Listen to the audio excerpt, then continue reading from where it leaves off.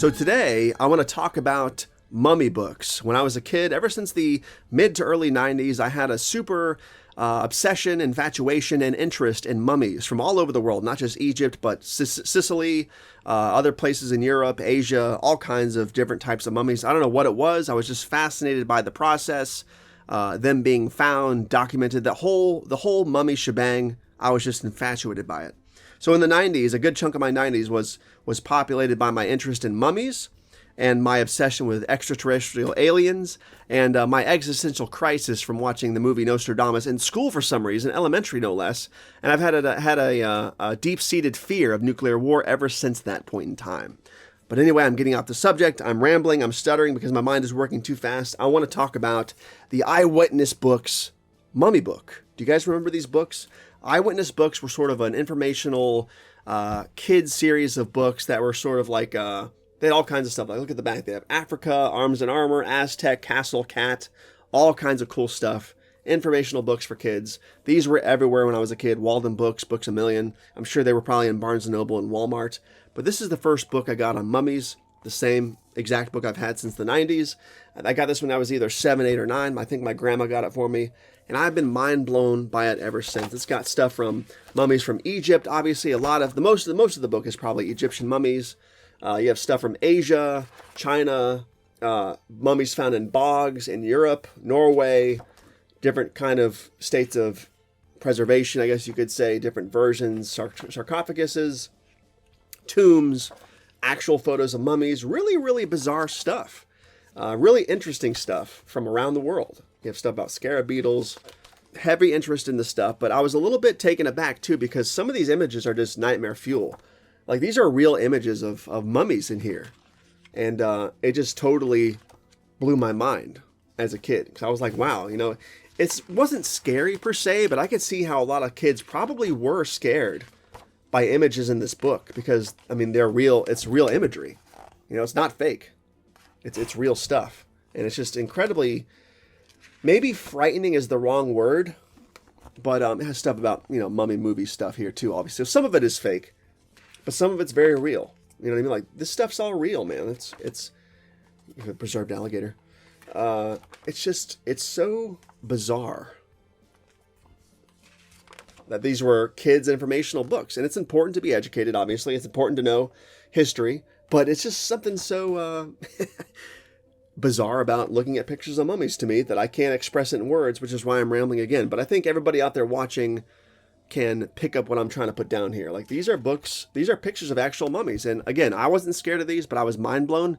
But like, look at this mummy. Look at that. Like, I could totally see kids being afraid of these mummies and shrunken heads. You know what I mean? Like, by the way, shrunken heads are very real. I don't think this picture is specifically real, but shrunken heads do exist. They are real. The process is real. And we'll do a video about that eventually. But yeah, here's the Iceman. Like, these are scary. This is scary imagery, man. Like, a kid would be, I could see like a 3 or 4-year-old going through this book and being totally traumatized. Like, that's crazy stuff, right? Am I right? It's just crazy. Like, here's the Sicilian mummies from Palermo, from the Capuchin catacombs. I've got to go visit there eventually. But yeah, this is all the Capuchin catacombs in Sicily.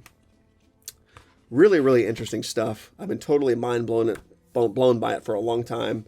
There's Papua New Guinea, the guy who purposely had his head mummified. All kinds of stuff, man. I've been totally fascinated by it forever. There's the John Torrington corpse that was found in ice. There's the Tolland man. Crazy stuff. Really weird book. Did you guys own this as a kid? Because I did. And it totally blew my mind then, and it blows my mind now. Again, my mummy infatuation was very real, and it's still real now because it's very interesting. I also had, to a lesser extent, these are still cool, but I got these kids' books as well. These are called Mummies and Mummies, Bones, and Body Parts. Again, I had a super big mummy obsession in the 90s. I don't recall when I got these books, but very cool stuff. A lot of the same mummies from the different books were in here. And the same can be said about the Mummies, Bones, and Body Parts books. A lot of the same mummies, different stuff, but a lot of the same information. Cool photos, very simple, large text because they were meant for kids. And all that good, spooky mummy jazz. Very interesting stuff.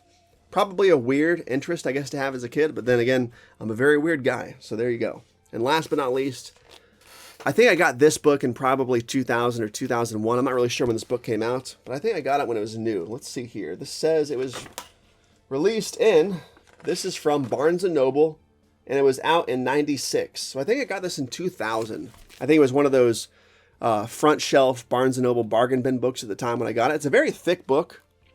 It's obviously a bit more mature than the other books we just showed. I got this when I was a little bit older, but fantastic stuff about tombs, mummies, all kinds of stuff about different mummies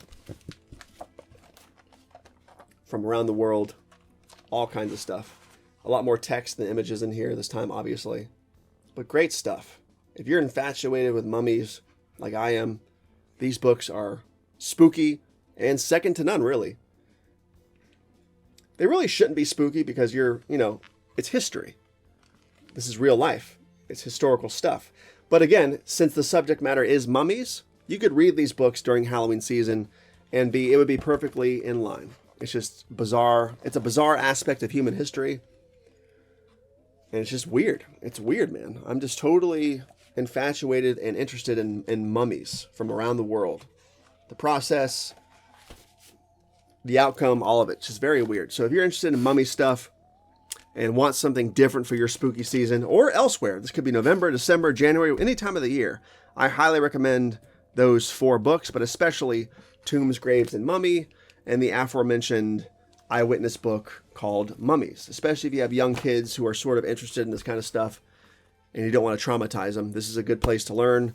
That is historical and informational. It's not meant to be scary.